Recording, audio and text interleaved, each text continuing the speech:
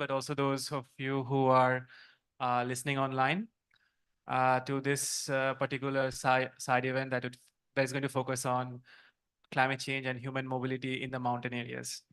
As you would note that mountain areas are quite vulnerable to climate change impacts. When we talk about climate change impacts, we tend to hear quite a lot about small island developing states. We hear about sub-Saharan Africa. We do not tend to hear as much as about the mountains, even though they are as a vulnerable ecosystem. And I think what IOM and this event is co-organized with our partners in government of Kazakhstan.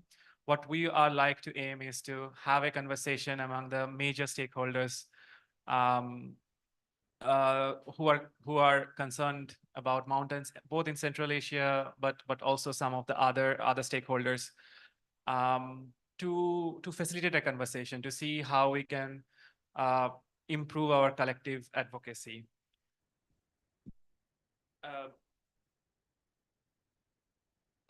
The research tells us that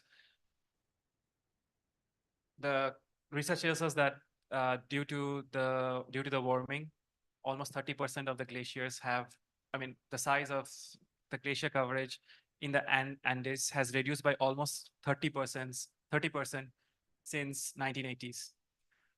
Even with a 2-degree warming, it is expected that there would be somewhere between 30 to 66% reduction in glacier coverage in Central Asia. We have also similar figures for the Himalayas.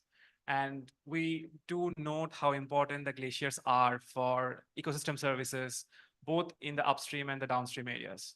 And those ecosystem services are also important for ensuring the security of life and livelihoods of people who live both in the mountains, but also in the foothills and the lowlands. Evidence also increasingly show us that climatic hazards have been shaping different types of human mobility. We have examples of disaster displacement from across mountain areas in different parts of the world. We do know that pastoralism is an important traditional livelihood activity in many parts of the mountains. And it had already been quite vulnerable to non-climatic factors, and climatic factors are amplifying the vulnerability of pastoralism. I'm quite glad to have representation from Tajikistan, Kyrgyzstan, Nepal on this panel. Labor migration and remittances are quite important for these 3 countries, for the development and for the well-being, especially at the household level. And I'm hoping to hear from them on how that also contributes to local level adaptation, maybe even contributing to disaster preparedness or responses in the aftermath of disasters at the local level. And we increasingly see that government counterparts or governments are using planned relocation to move people away from environmentally fragile areas in the mountains to comparatively safer location. Now, each of those different human mobility types require a different type of engagement, policy intervention, as well as taking into account the rights-based approach. And we hope that in this panel, we are going to touch upon some of the key issues. This is going to be a moderated panel discussion. I will have a few questions for each of our panelists, and we are hoping to learn from their experience. We have limited time, so without further meandering with the introduction, I'm going to quickly introduce our panelist. Our first panelist is Mr. Keval Prasad Bhandari, who is the Secretary of the Ministry of Labor, Employment and Social Security of the Government of the Republic of Nepal. He has a distinguished 32-year career in the civil service. In his current capacity, Secretary Bhandari is responsible for overseeing key areas such as domestic labor relation, skills, and occupational safety and health. His purview extends to the formulation and implementation of policies relating to social security, foreign employment, and ensuring safe, regular human labor migration. He's also part of the government of Nepal's delegation to the COP. We have Mr. Saidov Sattar, who is the head of the Center for Study of Climate Change, Agency of Hydrometeorology, under the Committee for Environmental Protection, Government of the Republic of Tajikistan. His focus area includes preparation and release of annual climate reviews for the Republic of Tajikistan, preparations of the national communication of the Republic of Tajikistan on UNFCCC on climate change.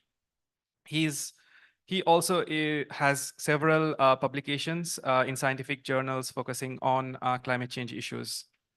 Our third panelist today is Ms. Lauren Baker, who is a senior policy officer from the Office of Policy of USAID.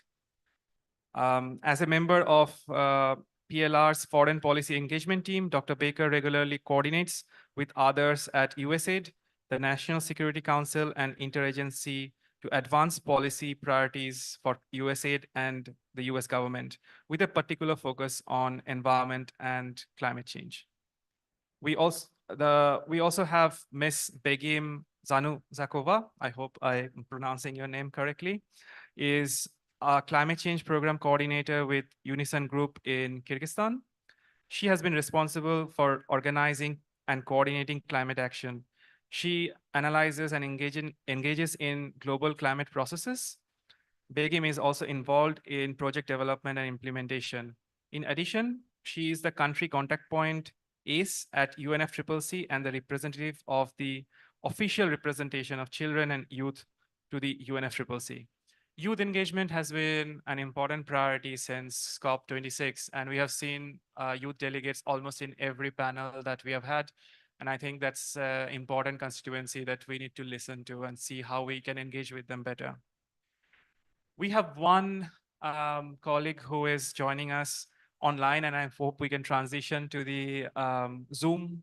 We can transition to the Zoom screen. Mr. Abhishek Kumar, who is the Senior Program Manager for Population Council Consulting Private Limited, the India country office. Abhishek has completed a PhD in Population Studies from International Institute for Population Sciences, Mumbai, India. He's a demographer and population researcher with about 10 years of experience in policy-oriented research. Currently, he is leading a longitudinal study on assessing the nexus between migration, environment, and climate change in mountain areas of Kazakhstan, Kyrgyzstan, Tajikistan, Uzbekistan, and Ecuador. We are going to listen to him a bit more. Just one moment. If we can transition to the Zoom screen. Abhishek, if you can also switch on your camera, we would be able to see you. Thank you. Thank you. Yeah, my camera is already, yeah. Yeah, we see you now. Right. So this kind of starts the easy part of my job, which is asking questions. So my first question is going to go to Mr. Sattar. Tajikistan is a mountainous as well as a landlocked country. I think we often forget the landlocked part of some countries' context. Glaciers occupy 6% of country's total area. The government of Tajikistan advocated at the UNGA to declare 2025 as the International Year of Glacier Preservation. We also have this adopted, and there will be a World Glacier Day as well. 25th of March. 25th of March. This was unanimously adopted by the UNGA. My question to you would be that how is climate change affecting the mountain areas in your country, including lives and livelihoods of people? Thank you, dear. So, yes, for us, climate change is making a lot of change in the country because in our case, mostly the disaster risks. So all kind of disasters can be happen in the Republic of Tajikistan, except of tsunamis and volcanoes. Other dangerous phenomena all can be in the Republic of Tajikistan. Just if we see the temperature in the July, it can increase till 48 degrees by Celsius, and in the winter time, it could be minus 63. So there are a lot of challenges, and and if you go to the IPCC report, and I'm also the focal point of the IPCC in the Republic of Tajikistan, if we can see the report globally, and if we catch our challenges by 1.5 degree, but in the Central Asia, it could be increased more than 3 degree than globally. So in our case, if the temperature will continue the rising, till 1919, we had 14,000 of glaciers. Till today, we disappeared around 1,000 or 1,005 point of glaciers in the Republic of Tajikistan. If this kind of condition continue, the most glaciers can be disappear, and not only the Republic of Tajikistan, but the whole Central Asia could become like a desert. So Republic of Tajikistan in the bottom stream of the fresh water for the Central Asia. So for us, it's the glaciers are very important. Like you mentioned, our leader of nations declared the International Year of Preservation of Glaciers. So in this case, migration start, not only the people, also the animals and other biodiversity can change their movement from the high mountain to the low area. So if we take the national strategy for adaptation to climate change, there is the migration, one of the important sector point for all cross sectors economic organizations in the Republic of Tajikistan. So what we had done, maybe I will tell later. Thanks for your response. I think there are a couple of important points that I hear from you, and I've also heard you in other panels. I think the first important point is that when you discuss about the target of 1.5 degree to 2 degrees, it seems like that for a lot of people who are interested in climate change, they do not realize that even with a 1.5 to 2 degree average global warming, this could still have serious adverse implications in the mountain areas, given that we know that the impact of each degree rise in temperature has wider impact at higher altitude. And what we mentioned by our monitoring, that for example, in the whole the country, in most part of the country, the average temperature is increasing, but the precipitation are not like that. It's happening like in some parts of the country, it could be heavy precipitation, but some kind of countries in the same year, it could be draftly.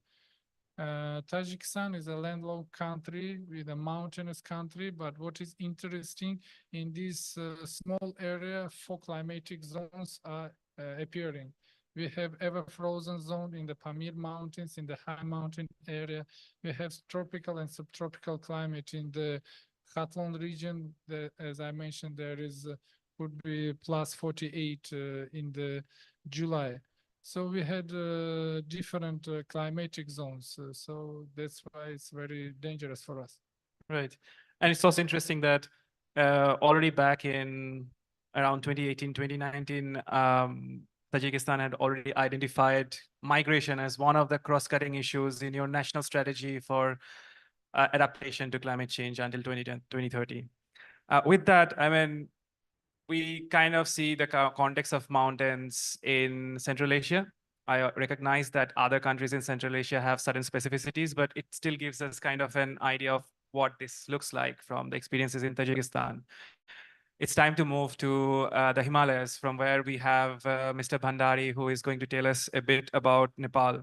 So Nepal is, of course, home to some of the highest Himalayan peaks. We had the UN Secretary General in Nepal just weeks before COP started, and he was asking for more ambitious interventions. Could you tell how climate change impacts are affecting mountain communities in Nepal, and are these affecting different types of migration in the country? Yeah, thank you, Soumya. Fellow panelists. Hello to all.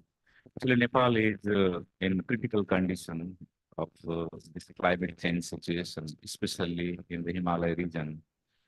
The entire Hindu Kush Himalaya region covered by snow and glacier from centuries and centuries. In last couple of decades, the snow in the Himalaya region is melting very fast. And this is the origin of seven big river in our region. And it is water source for almost 2 billion people in our parts of the world. So any problem in the Himalayan region is not only the problem of Nepal, it's the problem of Tibet, Pakistan, Bangladesh, India, Bhutan, all countries seriously affected by the climate change issue. This 1.5 degree is very low temperature there because in the Himalaya, it will increase more than 1.5. That is the reason. And the glacier lake are melting and Himalayan region, some villages are swept away by glacier outburst. So it's directly linked with the water source, food security, and the entire ecosystem is disturbing by climate change and human mobility is must. Because of the climate change and the temperature rising, people are unable to sit there. And the diseases like malaria, dengue are the risk to the mountainous area due to the climate change. So people are suffered there. And the seed protection is in crisis. So there is a low possibility of growing crops there. And the last census shows that during two census, during 10 years, 5 million Nepali people internally migrated by various reasons, and one of the main reasons is climate change.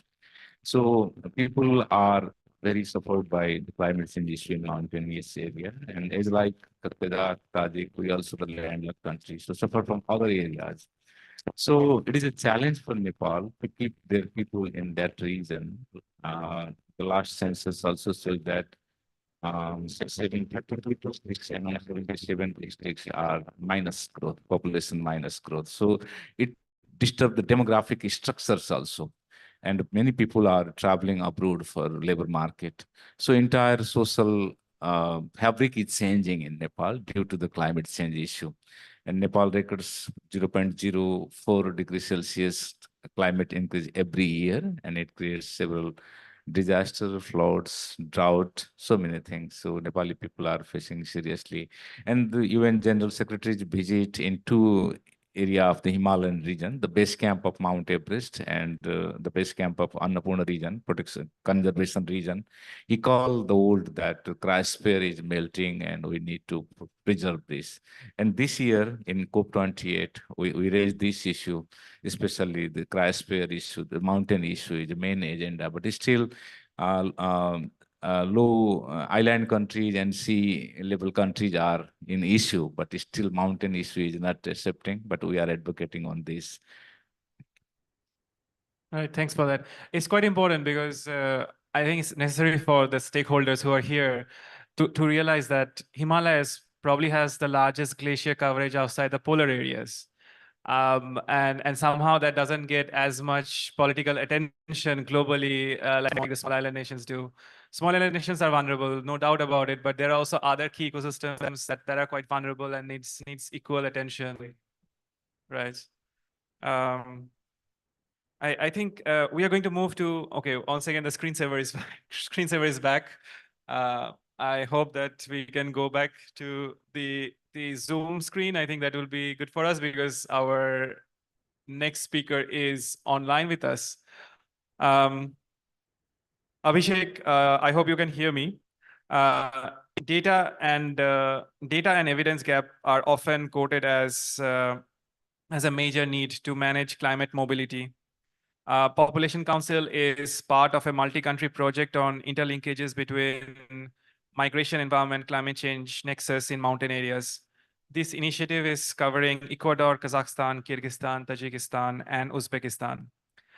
It involves longitudinal studies in these countries.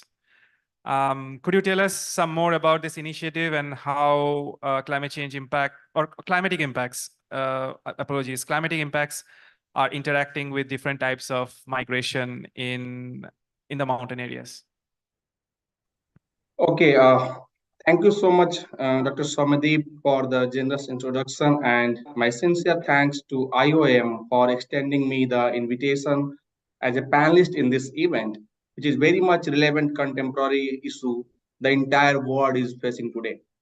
So before I put my remark, I would like to express my respect to the country delegates, national implementing partners, and colleagues of IOM of 5 Central Asian countries who have been part of this one-year journey so far. It is indeed an honor to share the experience and learning from the initiative of this longitudinal study on which I am going to talk about for next 5 to 6 minutes. So, dear distinguished scholars, co-panelists, ladies and gentlemen, a very good evening to all of you. Well, let me start with the findings of the report of the sixth assessment of the Intergovernmental Panel on Climate Change, that is IPCC. And the report highlights that Central Asia is one of the regions which experience greatest warming of hot extremes. And the hot extremes lead to rising temperature, which causes the changes in precipitation pattern, intensity, and frequency. And all these extreme events modify the ecosystem services, which in turn adversely affect the lives and livelihoods of people. And a recent report of IOM 2021 also talks about the issue. But we know that mountain areas are more prone to these adverse climatic efforts, as we have been listening to the previous panelist, and increasing global warming impacts on mountain ecosystems, including glacier retreat, increase in hazard risk, and loss of biodiversity.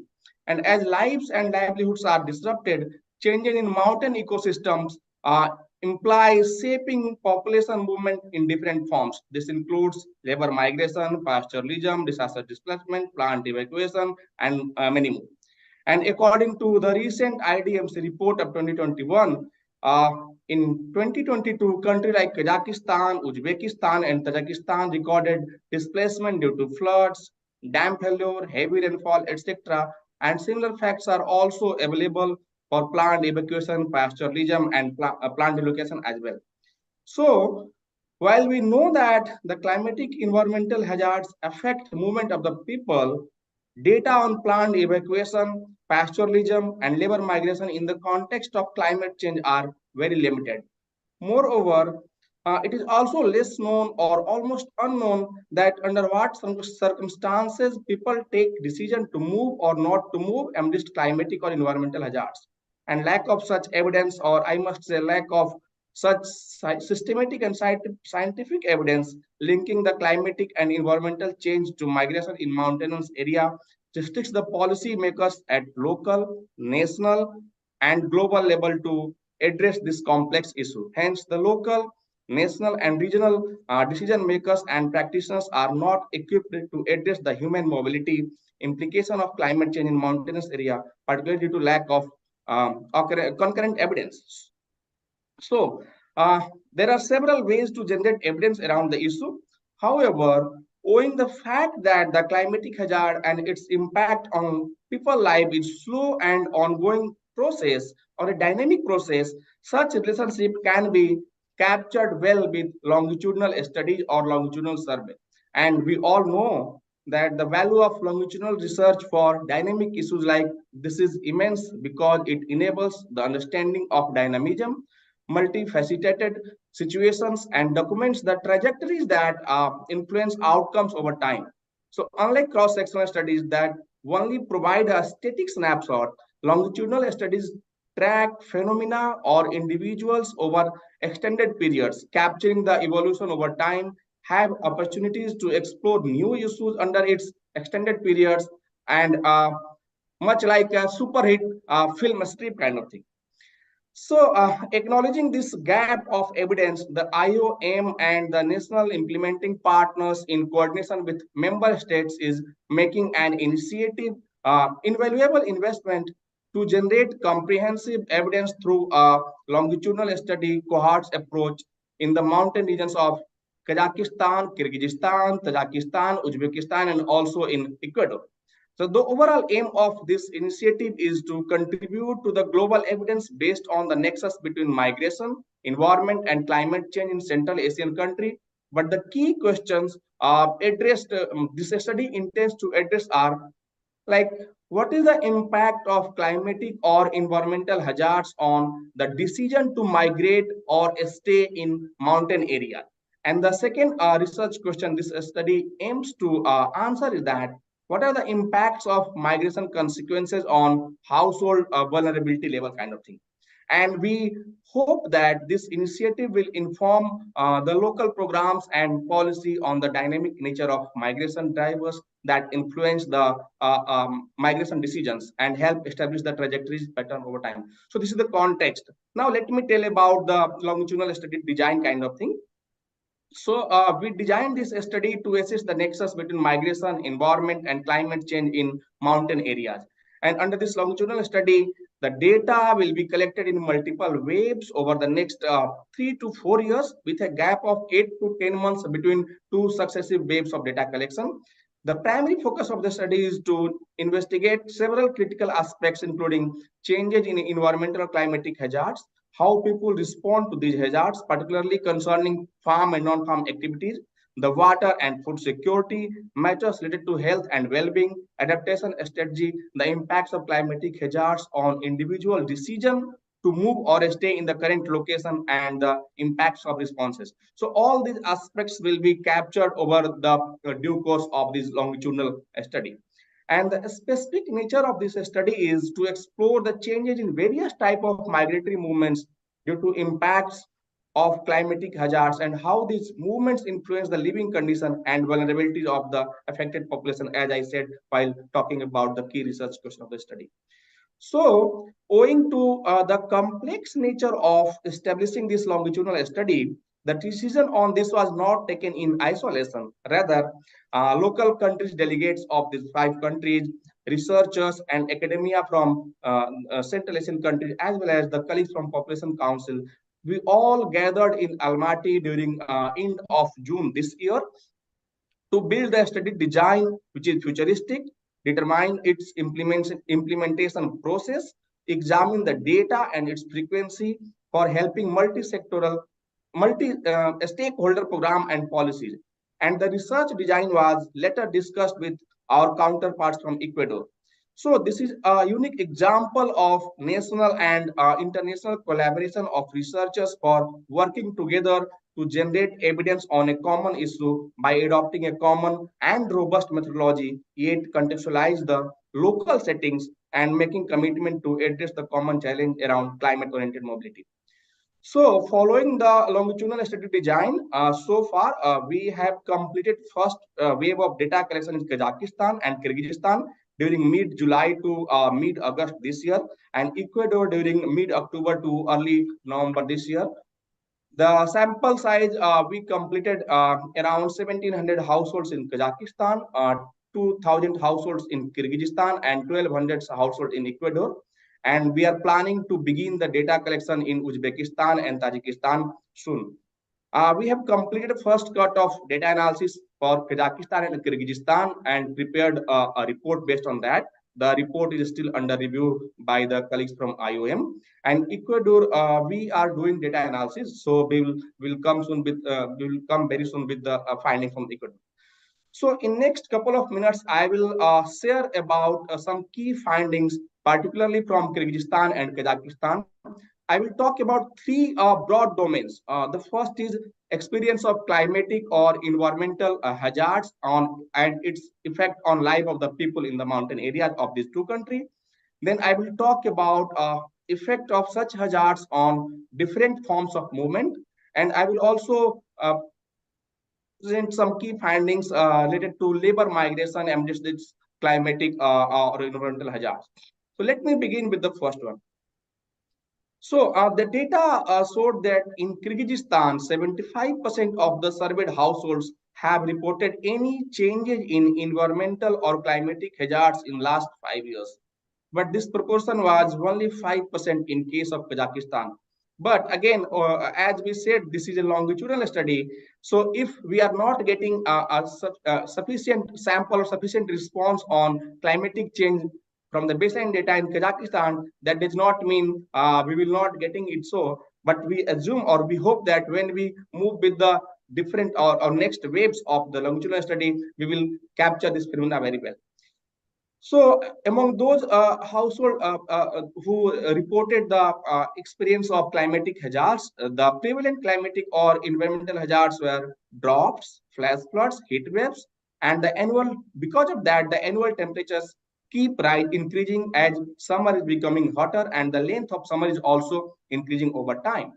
This has resulted in reduced rainy season, decreased amount of rainfall, and infrequent rainfall. Such changing climatic and environmental hazards have a big impact on the lives of the people, as we found in our baseline survey. For example, this is damage of and reduction of the farmland and pasture, shortage of safe drinking water, shortage of food and livelihood, disease is spread among livestock, and also loss of livestock due to these changes. And other than that, it has also impacted the well-being and health of children and elderly particularly. So coming to next set of finding, that is effect of climatic hazards on different forms of movement. Our finding further showed that the effect of climatic or environmental hazard was evident on migratory movements, particularly on pastoralism. For instance, in Kyrgyzstan, 32% of respondents reported changes in the availability and quality of grazing lands for livestock and changing relationship with relevant community level actors, which were other than a pastoralist or local farmers or breeders kind of thing. And the majority of such reported changes are negative, like there's conflict because of these changes, there's conflict within the community of the country, within the community of the study area. And the effect of environmental or climatic hazard were also evident on accessing water, like 5% of households reported that they faced challenges in accessing water, 8% reported that they faced challenges accessing food for the livestock. However, the support or assistance from the recovery remained very low, and the support was received by the pastures user association and community leaders. Despite having the notable effects of climatic or environmental hazards on pastoralism, only a few households have a member who received training or information on the impacts of climatic change on pastoral activities. In the our data also said there's the effect of climatic or environmental hazards on disaster displacement or planned evacuation, but it was very less. So just less than or 1% household reported having experienced such disaster displacement or planned evacuation. Though I would like to mention here that during the baseline data, we are not able to find any effect of climatic hazards or disaster displacement and evacuation, but it does not mean that these issues are not important. Like as we aim to conduct such survey over every 8 to 10 months, and for next 3 to 4 years, we can capture such effect in near future and can get important evidence related to this area. And again, I would like to highlight that this indicates the strength of the longitudinal survey. The third set of key findings, I would like to talk about the associated labor migrations with the climatic hazards and its implication in terms of remittance received and adaptability of climatic hazards. So what we found that, again, the data from Kyrgyzstan, because again, in the baseline survey from Kazakhstan, we found only 2% members of the interviewed household were migrant in any form. So I'm focusing here on the findings from the Kyrgyzstan. So in Kyrgyzstan, 14% of members of the surveyed household were currently living in another place. Almost equal percent, almost 50% were either residing within or outside the country. And the main purpose of staying outside the native place was for labor migration. For example, among the internal migrants, 39% are labor migrants, that is followed by pastoralism, education, etc. But among the international migrants, 95% are labor migration. So altogether, in Kyrgyzstan, those members who were staying outside the native place, 65% are staying because of the labor migration. And our data on this aspect show that 90% of the households with labor migrants received remittances. And the average remittance sent by the labor migrants in the last 12 months was around 26 million som by national migrants and 22 million som by international migrants. And we also capture data on remittances the household received from the labor migrants in the last 12 months. And the main mode of receiving remittances is bank transfer, followed by family members and relatives. And the remittances are the main source of livelihood as schooling, medical expenses, and accommodation, even during the episodes of climatic or environmental hazards. So the main reason for decision to move as labor migrants was not enough income at home and lack of income opportunities in the native place. So our baseline finding also showed some interesting, results like the households with labor migrants who receive remittances are using better materials for constructing houses, walls, and roofs. Like they are using stone, bricks, metal, or asbestos sheet for preparing the household walls and roof. They are using improved fuel for cooking, like they are using electricity for cooking purpose. They are also using improved drinking water. Then those households who do not receive remittances or there are no labor migrants within that households. So this preliminary baseline finding allowed to capture that how the climatic hazards prone labor migrants helps in building climatic resistance houses or better living conditions. And using upcoming wave of the longitudinal survey in near future, we can generate such evidence. With this some teaser findings, I would like to stop here. As I said that the report is under review. We have many more interesting findings which we can share in detail very soon in some other platform. Thank you so much. Thank you, Abhishek, for that comprehensive remark. Let me try to summarize that for our audience here. First of all, from IOM, I think we would like to thank the two donors who are supporting this initiative, the state PRM from US and IOM Development Fund.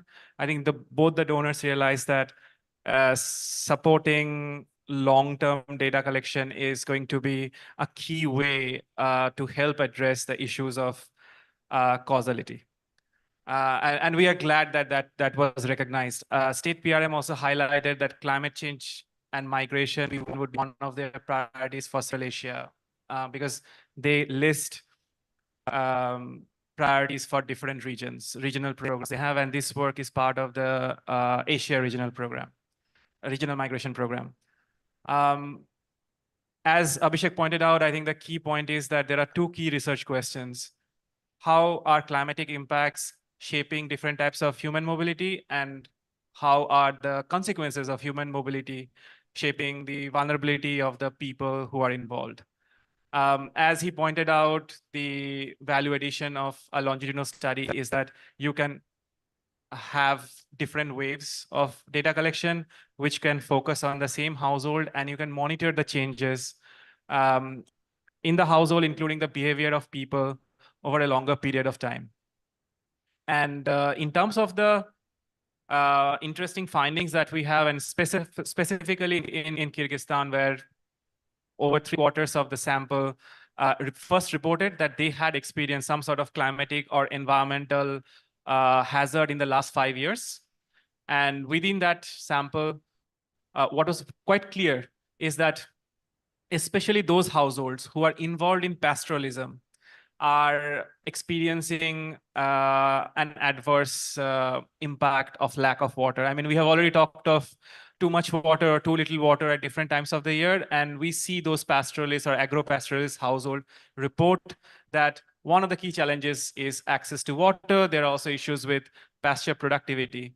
And interestingly, where there has been a lot of anecdotal evidence, but also discussion on pastoralism from non-climate contexts, where we know that access to resource could lead to tensions or conflict within the community. We had people actually highlighting that this was creating tension within the community, the access to water. In terms of labor migration, I think it is quite interesting to already see in the preliminary analysis that households that have access to remittances or households that have labor migrants have already better quality material that they're using for household. They have better quality access to fuel. The access to water is also better. It's the analysis is too preliminary to suggest whether that this is a net effect of migration, but at least in the preliminary analysis, we see that this is a path that we will take to further explore whether these changes are really due to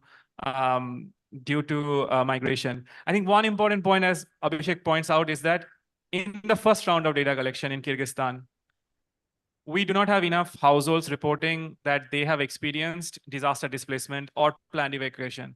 This doesn't mean that these are not important. We know that there are cases of that. And this definitely shows the value addition of longitudinal study, because we are pretty much sure in those districts, these districts were selected in consultation with the Ministry of Emergency Situations. These districts are known for being hazard prone.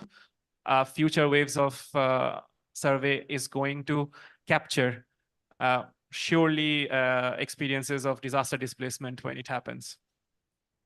I'm going to come back to the panelists in the room, and I'm going to go back to Sator, because we are currently preparing to do a similar round of baseline data collection in Tajikistan, where we are consulting Sator's team in the Agency of Hydrometeorology. We are working closely with Committee for Emergency Situations, and we are also in touch with our counterparts from the Ministry of Labor, Labor Migration and Employment of Population.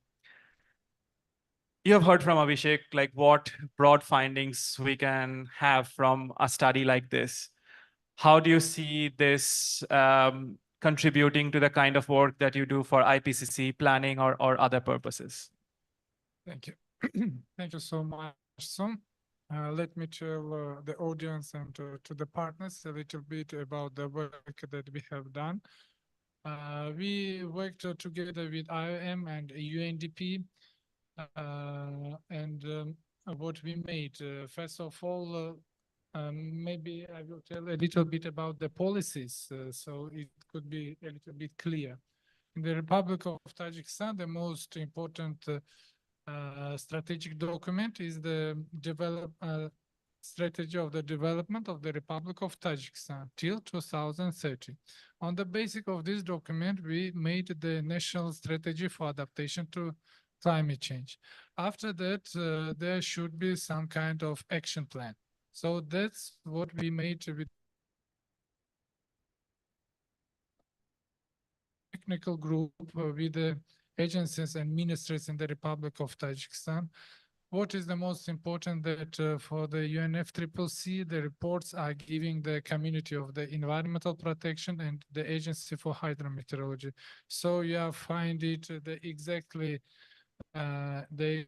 experts that should be involved in this process. And the director of the Agency for Hydrometeorology is the focal point of the convention of the Union for Climate Change. So it's a little bit difficult to give our thoughts to the other ministries and agencies because they are doing their work properly, but they are not so involved in the climate change and immigration itself. So we tried to declare the future projects for the future 3 years. By the law in the Republic of Tajikistan, this kind of action plans should not be more than 3 years. So we tried to put the component of the migration in the all fields, in the all the projects and in sectoral economics. For example, by the strategy of adaptation to climate change, the main sectors are water sector, this is agricultural sector, transport sector, and transport sector, and energy, so. And another 7 cross sectors, like I mentioned, there is also included the youth generation, there is also included the migration, disaster risks, and other. So we try to put to the ministries' plans and to the ministries of projects by the other agencies to put the component of the migration in their future plans. So they could be understand that migration is the part of their work, and they agree with that. We tried to understand for them that this is part of their work also. So after that, we also, by the IOM and the UNDP, we made the monitoring and evaluation tools for the agencies and for the ministries in the Republic of Tajikistan, so they could give us the proper reports. So we could use these reports for doing our work to the Union Convention. This is very important because the other agencies are not so familiar, so they need to be taught, or how we can say there should be seminars for them to understand how to use these tools and how to do the proper reports. Also, with the help of FAO, we made the monitoring and the verification system for the ministries, and tried to put the issues of the migration in all of them. We have different type of migrations in the Republic of Tajikistan. Some people are going outside for finding new work. Some people, as we know, there is disasters like snow avalanches, like mud floods. There could be heavy precipitation that can ruin the houses and the place where people live. So we have a different kind of migrations, and after when we declared the technical group, after that in the ministries are also a little bit clear understanding the issues of the climate change in their field. Thanks. Thanks for that, Sator. I think the two key points I take from what you say is the. Go ahead. Sorry, there's. And one important thing that it is very important to give some kind of financial to the experts that are working in the different ministries. So by the help of the IM, we make some kind of tours or contracts with the experts from the Agency for Hydrometeorology and from experts from different organizations. So we wanted to do the best results. That's why we needed a little bit financial support. So this part is also very important. Right, the funding always is important, and we'll come back to that during the last half of this discussion. But I think I also hear two other important points. One is the coordination between different departments and ministries, and this is something we have tried to do in collaboration with you and other agencies, is to bring everybody to the table to have this discussion. In one of our last technical working group, I think we had more than 7 different departments or ministries represented. Including those addressing issues of rights and gender. And the second is, as Sator has also given an example, like IOM's work on this topic is within the larger framework of climate change initiatives, where we also have other UN agencies like UNDP and FAO working on this for decades. And for us, I think is the value addition we bring in terms of the human mobility perspective. With that, I'm going to go to the fifth panelists who we have here. Dr. Baker has been listening very carefully to the discussion. And the first question is, do you have any initial reaction on what you have heard so far? Yes, thank you. And thank you for inviting us to be here today. It's a pleasure to be here from U.S. Agency for International Development and USG more broadly. I mean, I think one thing at this point, this far into COP, is just hearing how contextually specific all of the different types of impacts from climate change are, and kind of engaged throughout with different groups, with youth groups, people from cities, so many different groups who are able to identify very specific impacts that look very different, but in many cases are tied to too much water or too little water, droughts, floods. And, you know, as you noted in the beginning, there is a lot of attention to certain geographies. There's much less attention to mountainous areas. So I do thank you for organizing this panel, which feels like it's taking one of the few opportunities to shine a spotlight and put some intentionality toward the types of impacts that can be expected in these geographies that will look quite different from a lot of others, and is a relatively underrepresented issue here at COP. So what am I hearing? Some of the things are about the kinds of disproportionate impacts, that the ways in which the temperature itself will not look the same here. In fact, there will be bigger temperature increases and glacial loss, and that with those receding glaciers, that it will really affect water sources and essentially you know, the pastoralism, fodder, other things like that, which can really have an impact on livelihoods. And that in some cases where there has been migration and mobility, that is itself can be an economic boon and like really benefit households. And so I think, there's often a tendency to see cause and effect. In this case, like negative environmental impacts from climate change, imagining that is like a straight line toward people moving to escape hazards, but just kind of noting that there's also, of course, many points in decision-making that go into a decision to move, which include economic opportunities and other things like that. And it's nuanced and it's complicated because if you have remittances coming in, you're thinking about how you're supporting the person who is moving, the family that may be left behind, the pathways so that they're safe and secure, protective, essentially paying this, attention to the sending communities and the receiving communities. And that's something that we've been doing a lot of thinking about. In the US government, we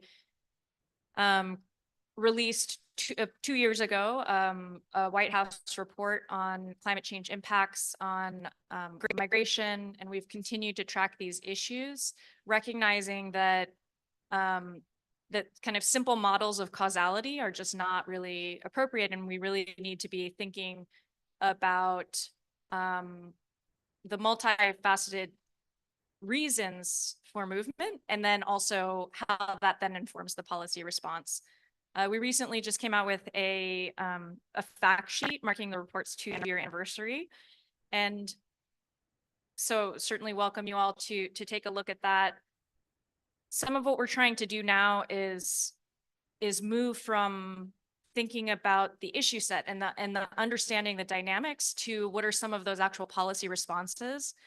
And when you start doing that, I guess I'm getting ahead of the responding to the question. Maybe I'll just finish my statement, which is that when you start thinking about like kind of what to do about this, not only as a problem set, because it's not always a problem set per se, just a dynamic, then it lends itself to different kind of, both the desire to have better understanding. So having research like this is very helpful. And then the consideration of like locally contextualized policy responses, which maybe I can get to when we come back to a different question. Thanks. Yeah, thanks for like summing those things up since the beginning of this discussion. I think I'm going to go to Begim, who has been waiting quite patiently, and she wears two hats. She works with local alliance of NGOs, so she'll be able to tell a lot about local expertise, local knowledge that could help with climate change adaptation. But as we have heard, she's also the focal point on youth issues. So with that, Begim, first you can talk a bit about climate change impacts in Kyrgyzstan, Unison's work, and also how you see the youth are playing a role in addressing this topic, especially in Kyrgyzstan and maybe also in Central Asia, if you would like to address that. Thanks. Thank you for your question. So first of all, let me just provide you a context about youth involvement in Kyrgyzstan and Central Asia as well. So in a world of numerous and overlapping crises, the role of youth in their participation in co-creation and just sustainable world is absolutely essential. So climate change, the issue of climate change stays invisible to many world, and given these challenges, given our recent achievements on 2030 agenda, it's absolutely essential that no one left behind. So in this manner, Unison have been contributing in empowerment of youth by building their capacity, by involving them in global policy and climate processes. And in Kyrgyzstan, we have also a lot of local NGOs led by youth, and they are contributing to the global climate actions. For instance, young professionals in Kyrgyzstan, Sustainable Center under American University of Central Asia, Joshua Moon, and students for green economy. So they have been involving in global processes. So as for evidence, so Evidence plays a crucial role in youth-led initiatives and programs by providing them a solid foundation to their climate action and arguments.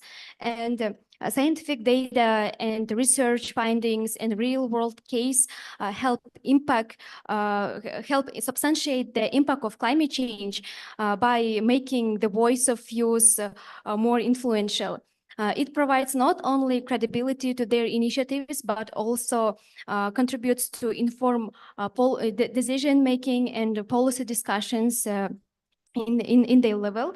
And for instance, youngsters can use scientific data on glacial melt in mountains, and it's actually a notable issue in our region. By presenting scientific evidence on shrinking glaciers, they can emphasize the consequences of climate change and urging policymakers, parties, and local mountain communities to take meaningful action to mitigate the climate change issues. So in context of Kyrgyzstan, we are part of mountain partnership, and we are taking a leadership on promotion this mountain agenda. So indeed, in the global climate action, Article of 6 Paris Agreement and Article 12 of UNFCCC, it create a backup for youth involvement. And there are a lot of attempt to hurt and include youth in global processes. Indeed, in Kyrgyzstan, Youth of Kyrgyzstan organized a local conference of youth, a regional conference of youth, by involving and shaping the position of the youth and delivering it to global processes as a conference of parties.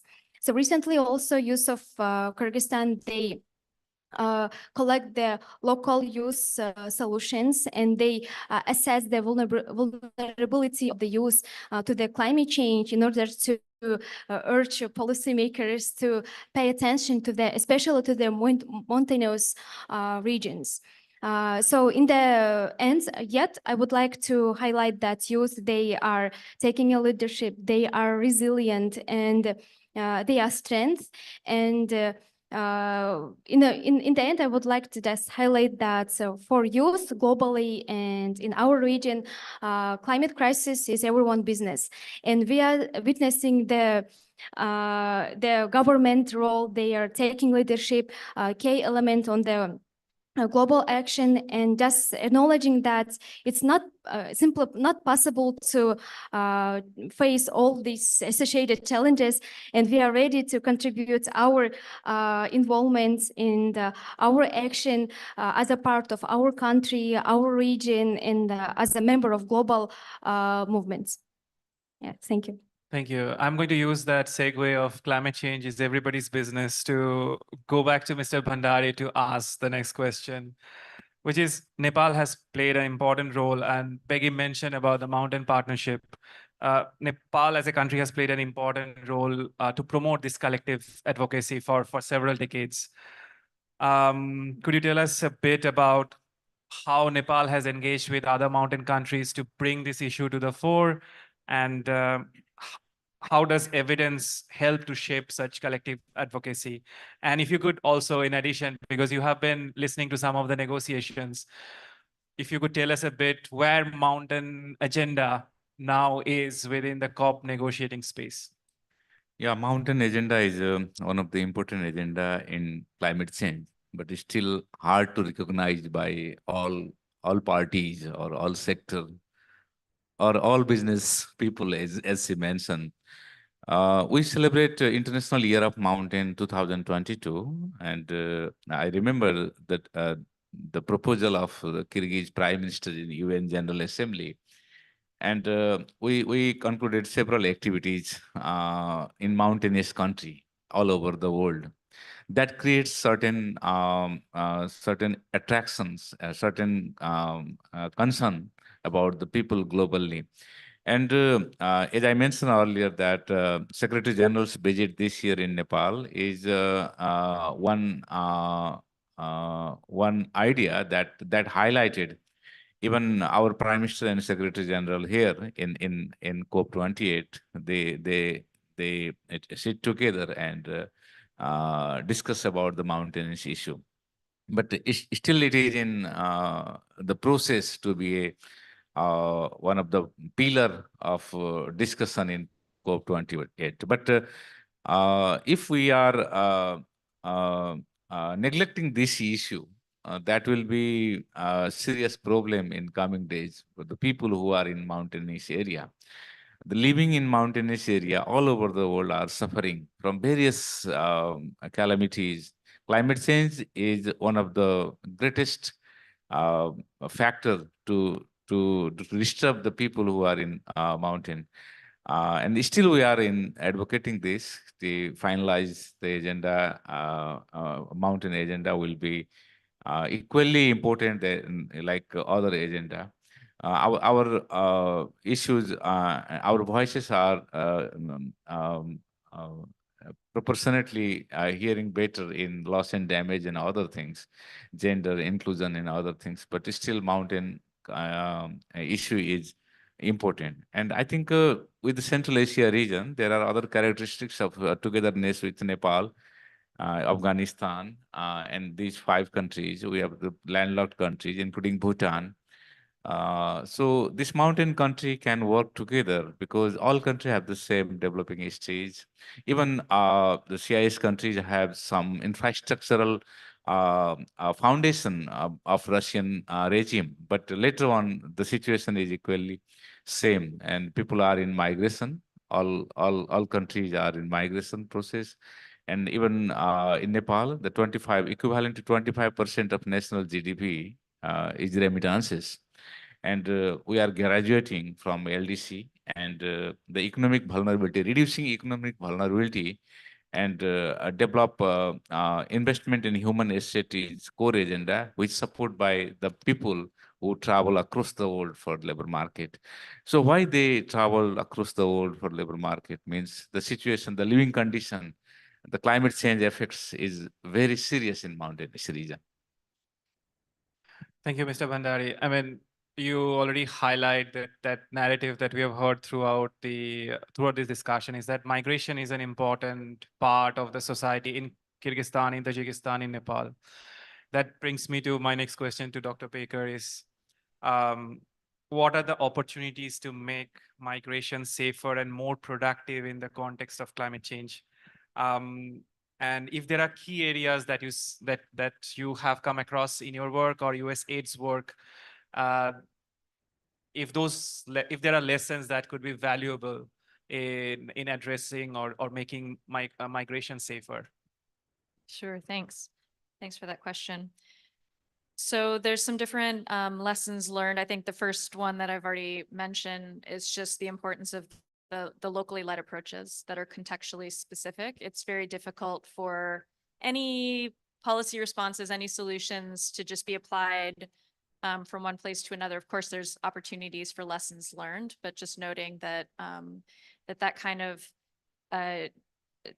direct planning with communities that are involved in again, sending or receiving migrants are the ones who will be able to identify the needs most specifically, and they should be the ones who are kind of consulted and involved in the process of planning. I think in terms of the, the different components, of course, you can kind of break them up in different ways, right? So on the journey itself, the migration journey, you can look at some of the pre-journey preparation, as it were, things like helping those who are preparing to migrate and ensure that those remaining at home can manage without them. So that could include job, literacy, numeracy, financial training, skills that increase migrants' employment opportunities as they go. Along the journey, identifying ways to have safe access to services, food, water, shelter, and then working on those reception and integration processes. So the receiving community systems, structures, and services, and their ability and willingness to incorporate migrant populations, including supporting the communication and remittances and so on. I mean, I think that's assuming that there's agency there, that there's a choice. Of course, you also want to work on situations where there may be less of a choice, right? So like forced displacement, mitigating the risks of forced displacement where it's less of a choice, or the converse, which is trapped populations where people are being negatively impacted by climate change, but don't have the option to migrate. And so figuring out in those situations, which could be a bit more dire, how to work on different aspects related to resilience and adaptation in those communities and disaster risk reduction processes.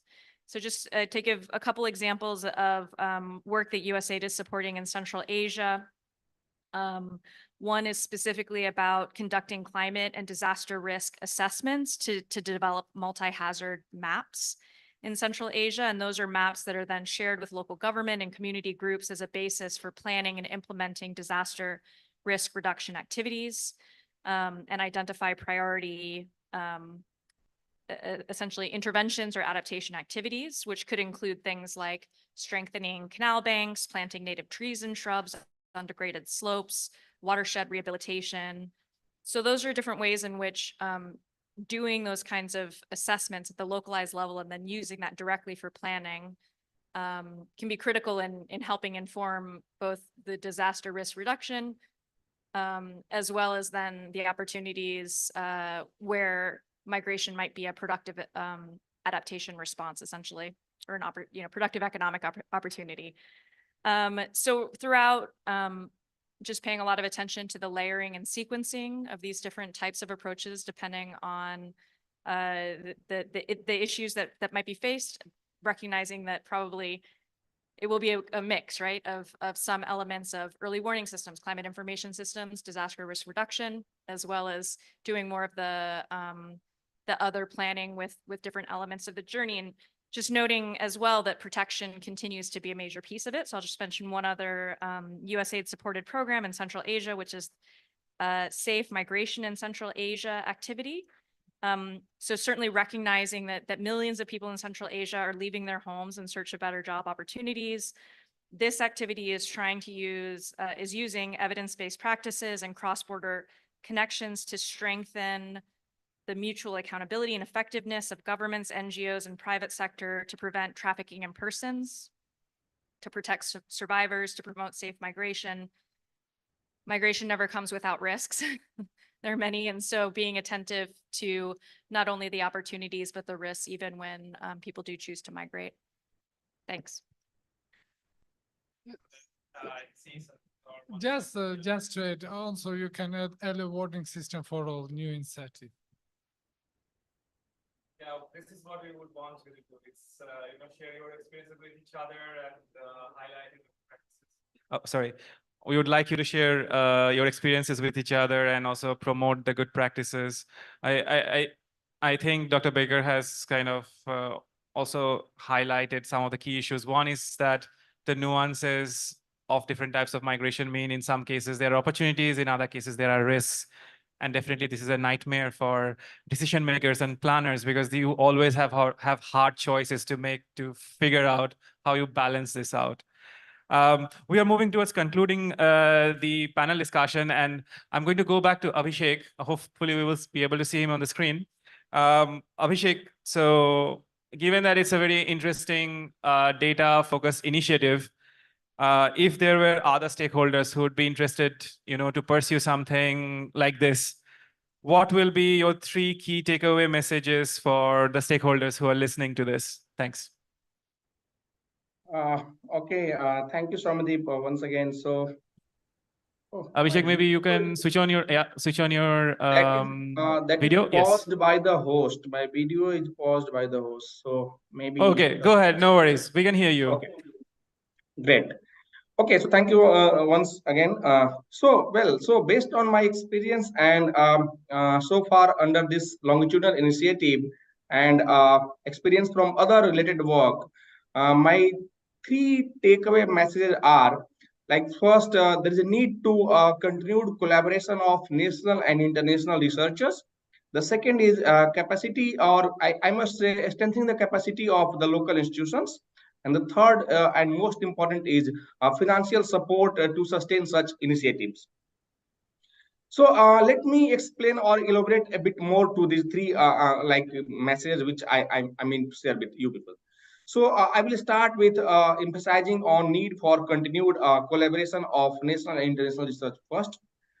So, well, we had a regional workshop at Almaty in June this year, where delegates of five Central Asian countries like Kazakhstan, Kyrgyzstan, Turkmenistan, Tajikistan, and Uzbekistan were gathered, and the national implementing partners were also present, and the country-specific colleagues of IOM were also present for 2 days.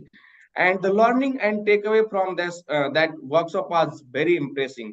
So we discussed and agreed on the common study design to address the issue in Central Asian countries, and we came with consensus of establishing these longitudinal initiatives. We prepared the tool, we reviewed it, we revised it, and ensure that while the tool is common across the countries to capture the similar issue of these five Central Asian countries, the national context or issues are well captured. And following the meeting, virtually we worked together for translating the tool to ensure that the language of the tool is tuned with understanding of the local community.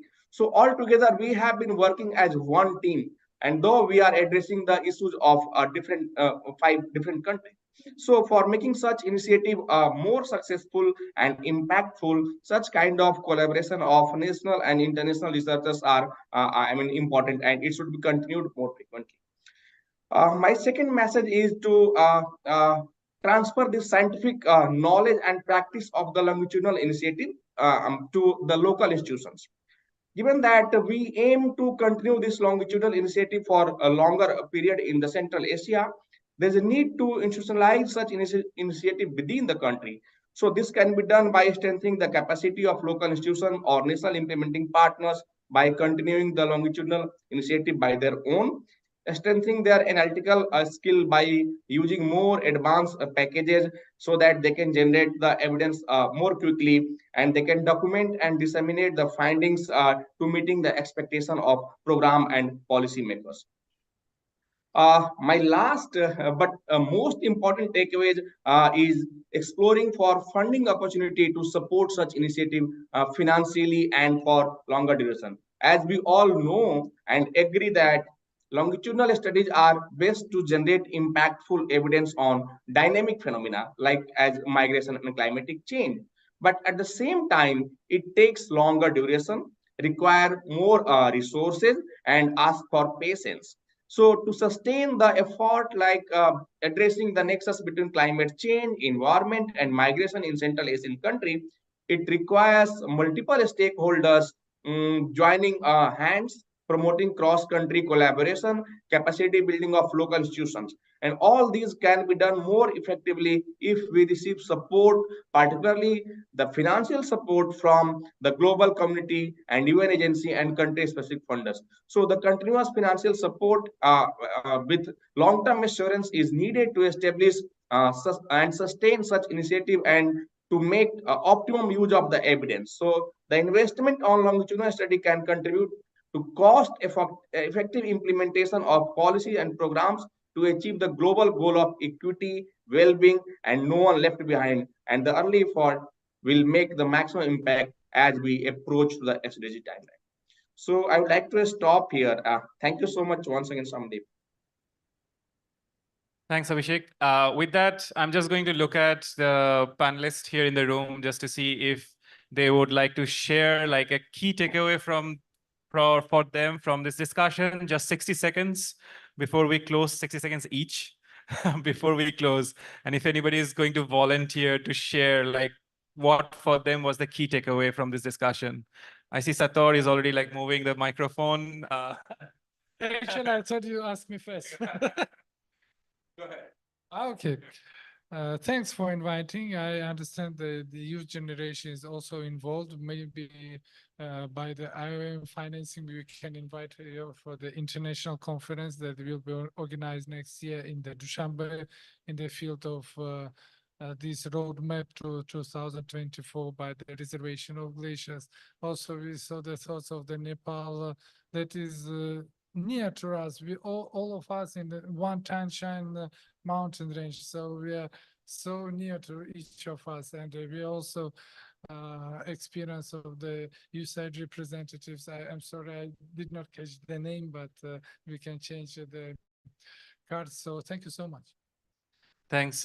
Next year is going to be very important in terms of international conferences in Central Asia. We have the Glacier Conference. We have the Climate Change Conference also in Uzbekistan in March. And then, of course, the COP29 will end up at the end of the year also in Eastern Europe, which is not very far away in Azerbaijan. In Baku, yeah. Right. So who would like to take a crack at a 60-second takeaway? All right.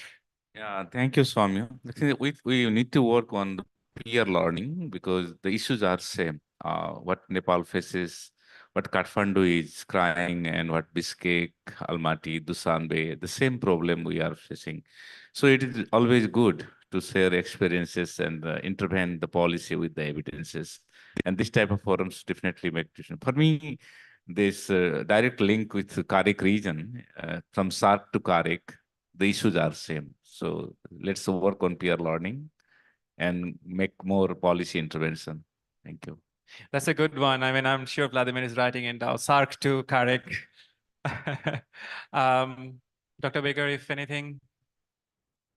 Sure. Yeah, I guess just this issue of migration as an opportunity came through strongly to me. Hearing some of the initial findings from the research and just really, not putting things into a box that it has to be seen as a kind of negative or always forced. And so just being really thoughtful about what, both understanding what is happening through research and better analysis, including with local communities who are actively involved, and then just having those kind of tailored responses that look for opportunities as well as mitigate threats or risks. Thank you. You go ahead. Yeah, I would like to express gratitude for inviting us to this panel. And my takeaway is the importance of holistic approach in all our work. Whilst we're working on economy, we should not forget about social parts, and importance also about early warning system, how through this system we can also maybe save a lot of lives. So yeah, thank you. Thanks to all the panelists. Our online audience has been patiently with us throughout this discussion. So I'm just going to check if anybody online has a question or a comment that they would like to share. I cannot see the hands, but I'm sure that our colleagues who are monitoring the chat and the hands could tell us if there is anyone who is listening online and would like to add something, just a 60-second thing. Let me give it like a few seconds, otherwise it's quite late in the day, so we'll have to. Okay, there are no hands, which is also good news. With that, we are going to wrap up this panel discussion. It was a pleasure to have all of you here. We have, I guess, a recording of this, and we will be able to share this with many more stakeholders we know who are not able to be here for various reasons. And we also hope to continue this discussion with all of you, both bilaterally, but also hopefully multilaterally. Thank you, everyone. And thanks to Karek for allowing us to host this side event. And thanks to Vladimir, who has been very helpful throughout this process.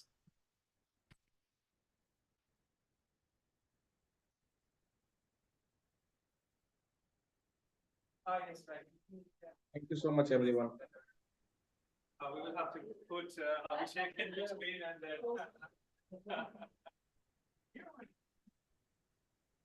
We want to have Abhishek there. One second.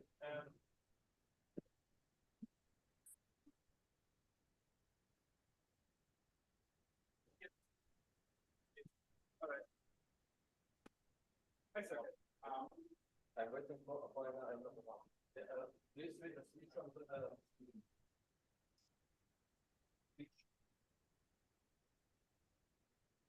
thanks. Thanks for this is your yeah, it's okay. We do it with this. Maybe it feels better for you. Yes. colleagues. No, it's okay.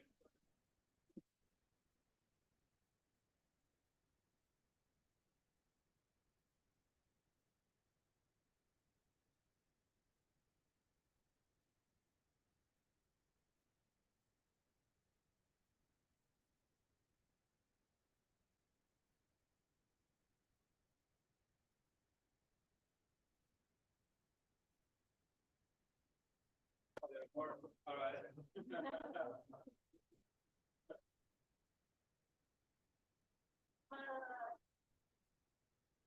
There is no more camera.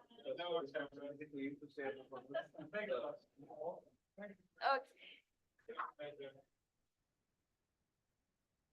Thank you for communication.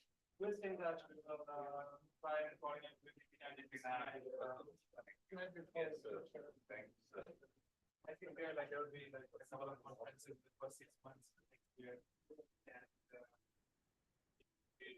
And I will follow this place.